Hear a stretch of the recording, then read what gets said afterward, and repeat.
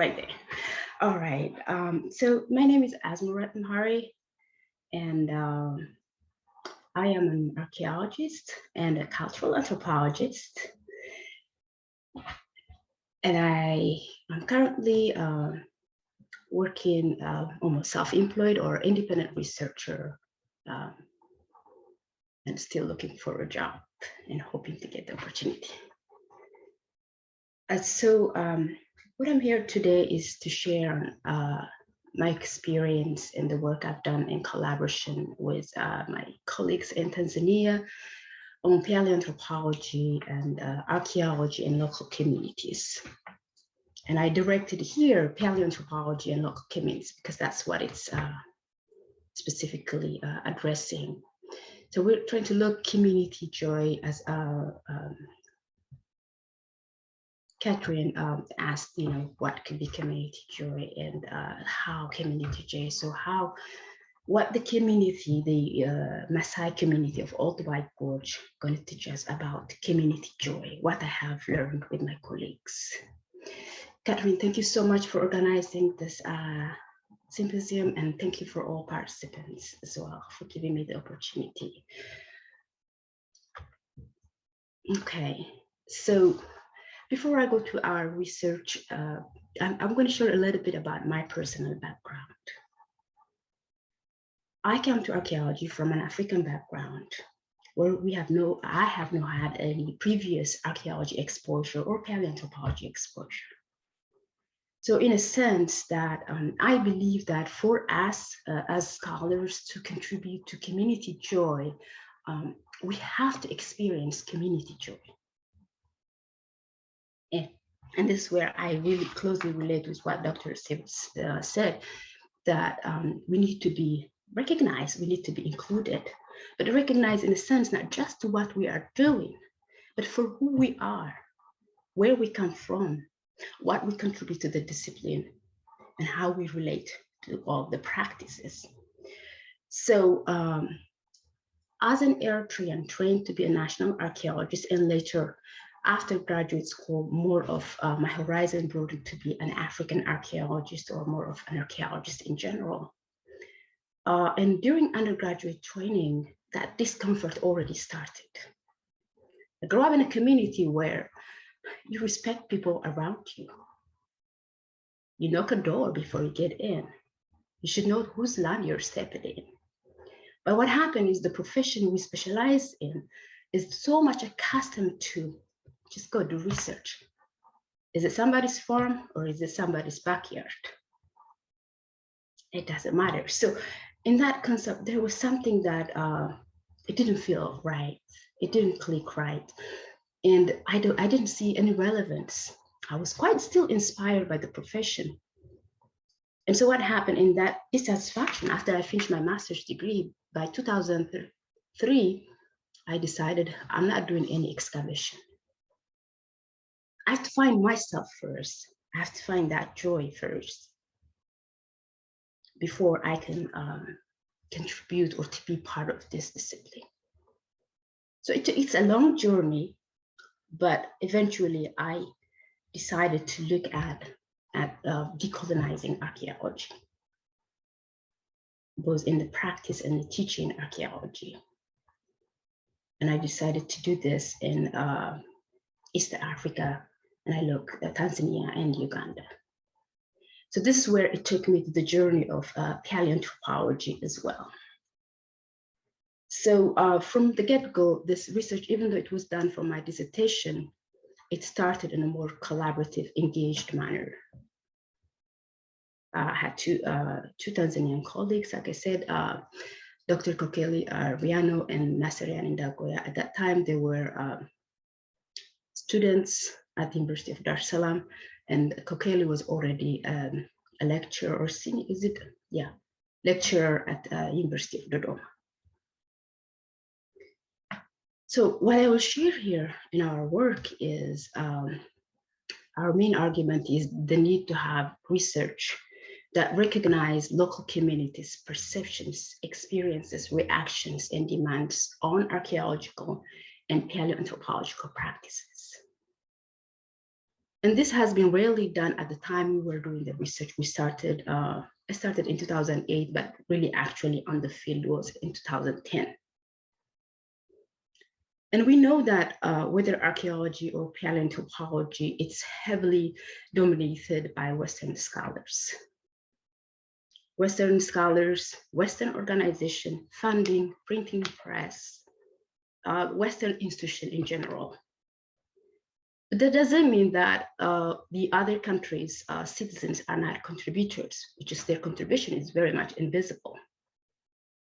So we see what's the contribution of Africans in this, whether African scholars or African communities or African students or African institutions.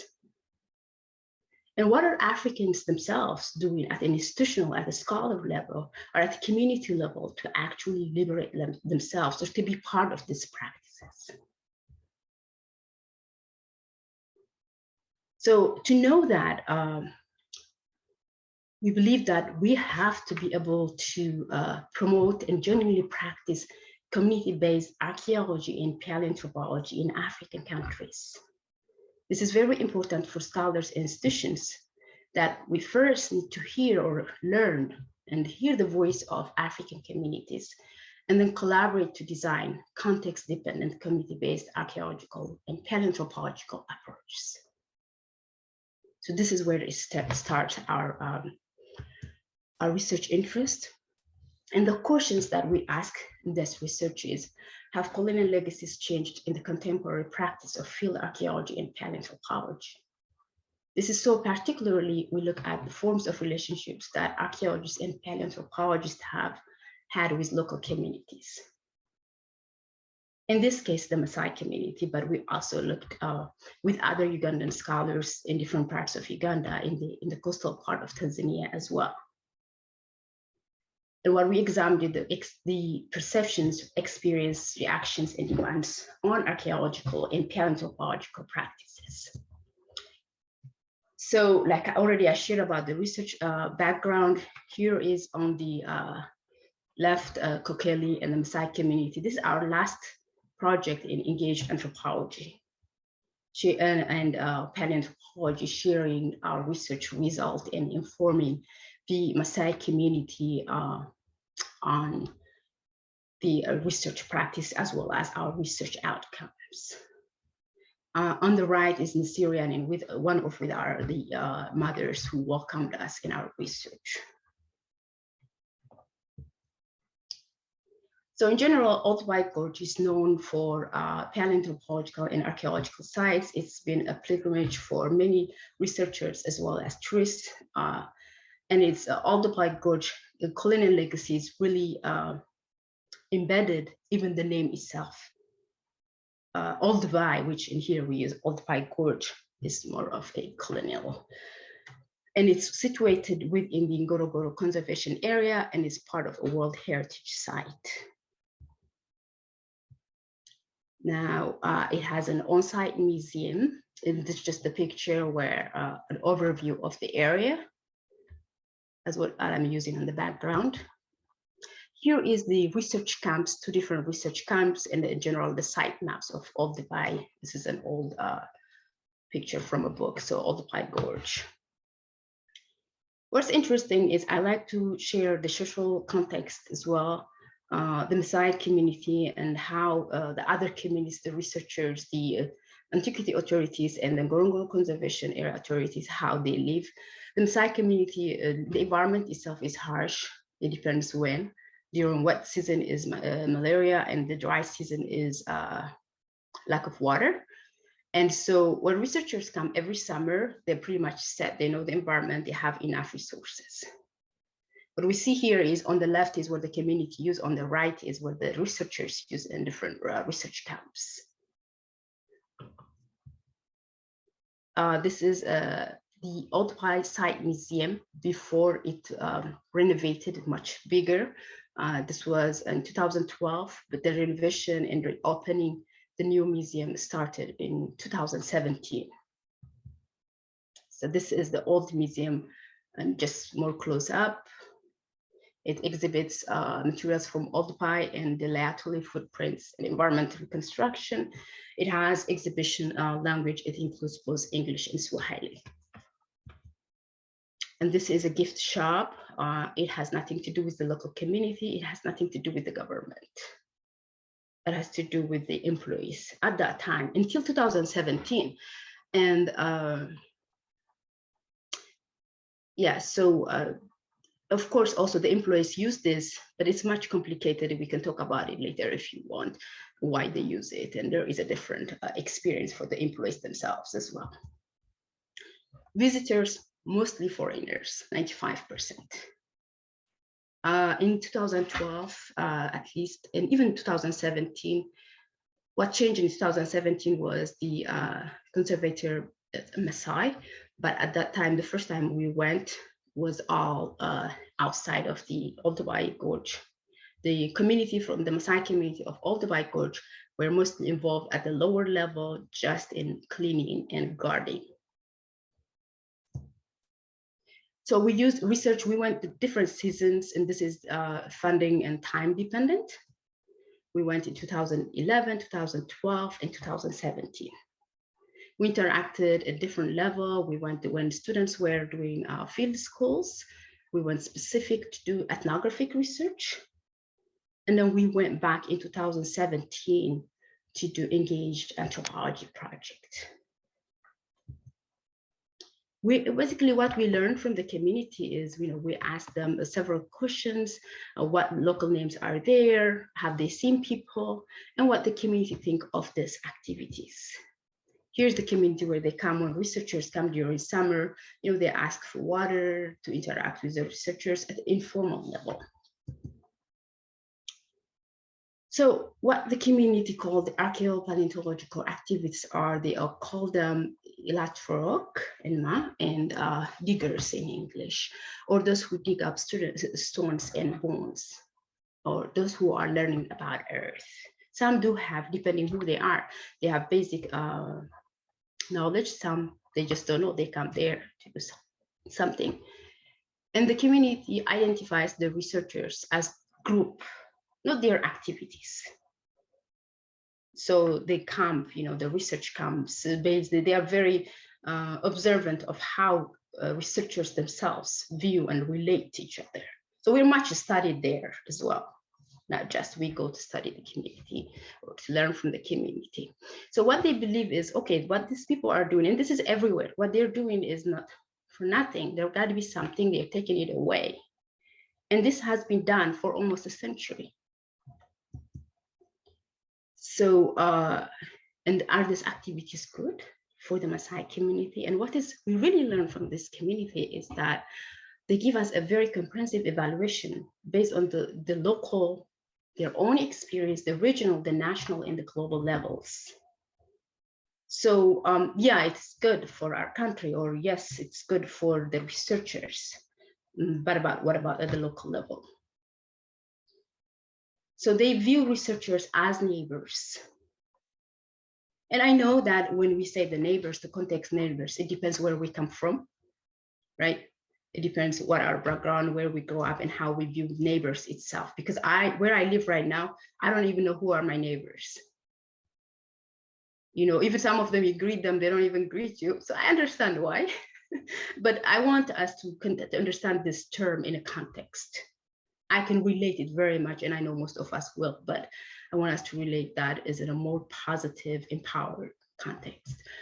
And evaluate in relation to other neighbors, and just they see things in context. So they see who is employed there, in terms of knowledge production, in terms of social services, the education. There's no access to education, there is no medical access, there is no access to water, or at least clean, safe water.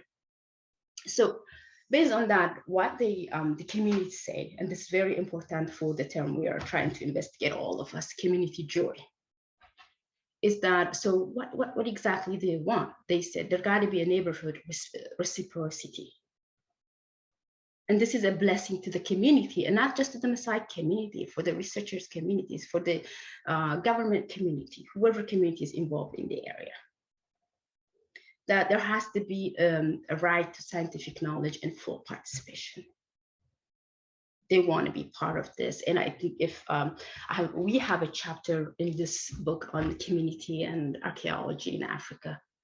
So it's pretty much all there as well. What they, I know the background is almost the same, it doesn't show, but, and they want equal opportunity, employment opportunities and payment. Yeah, they're employed, but in what context?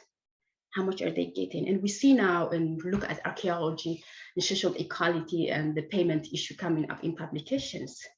And this is something they raised about a decade ago. We want mutual respect, cooperation, equal representation, and more of a peaceful neighborhood and working environment. And when they say peaceful neighborhood, this is a context-based, because the researchers themselves, they don't represent or present themselves as a community. They're very much divided, they're very much competed, they're very much disrespected each other. So this is, for them, this is our land, and we want a community of respect and peace. Obviously, to incorporate their voice and views and accommodate their needs as well, because we see an equal distribution of resources. Access to higher education in archaeological and paleoanthropological research, and as well as they want continuous outreach programs that allow them to know what's going on in the area. So it continues here: access to education, healthcare, and water. And with this, one might say, is this the responsibility of the researchers? I'm going to talk about the importance of recognition right after I finish this slide, and I'm going to bring this up. Obviously, direct involvement in the museum. So what we see is a chain of isolation, a chain of lack of recognition, and it starts from what we do, archaeologists and paleoanthropologists, the research we do from the beginning, and how that material we actually inculturate or cultivate it to be a material or heritage of denying rights, basic human rights, rights to cultural heritage. So we see from the beginning of the research to the making of heritage, on producing or the interpretation, all the way to the museum, of that sense of exclusion. So they want direct involvement in the museum through their employment, their representatives in the day activities of the museum.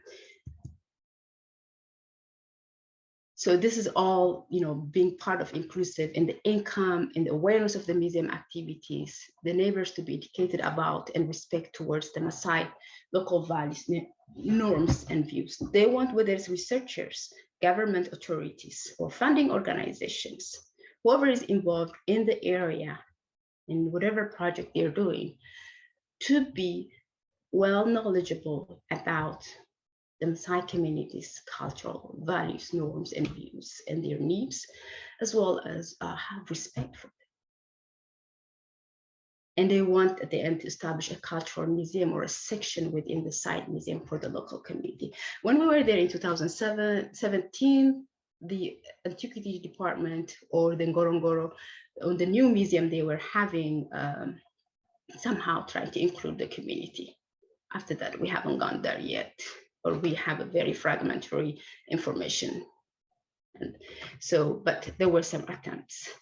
Now, after we did this research and we learned from them, they asked us what we can do. We said that based on giving our responsibilities and resources, we will write about it, we will share it in a conference like this, and we'll come back to the community to share our experience and what we learned from them. So when Ergren funded this Engaged Anthropology project, we went back in 2017. We reached the funding organization, we reached the publishing press. They gave us a copy of the books. We went back, shared the books. A lot of this I'll share later in the chat, that it's already in the Ergren website of the Engaged project, so we don't have to take time. But what is important here is there are different forms, ways of community engagement, we know that, and they start for different reasons. But they're all aiming to be inclusive and to make the community, happy on what we're doing. And here is, in my experience, whether in Tanzania, in Old White Gorge, or in other parts of Africa, whether it's in Eritrea or in Uganda, what communities brings joy is the fact that they're recognized. The recognition is the very first step. Sets the first interaction. Recognize what they're experiencing, they're recognizing what they need, they recognize that they are major leaders in what we do. We can't just see it as what I have in my Zoom background. It's just a blank landscape. It has no history, it has no heritage, it has no identities related to it whatsoever. As a community myself, what brings me joy is when I am recognized as a human being and my basic human rights are protected and respected. And what I do is respected and valued, not just cited or not just listed on a website that, oh, underrepresented scholars. No, if that's the kind of form of recognition we're looking for, we might as well not be recognized.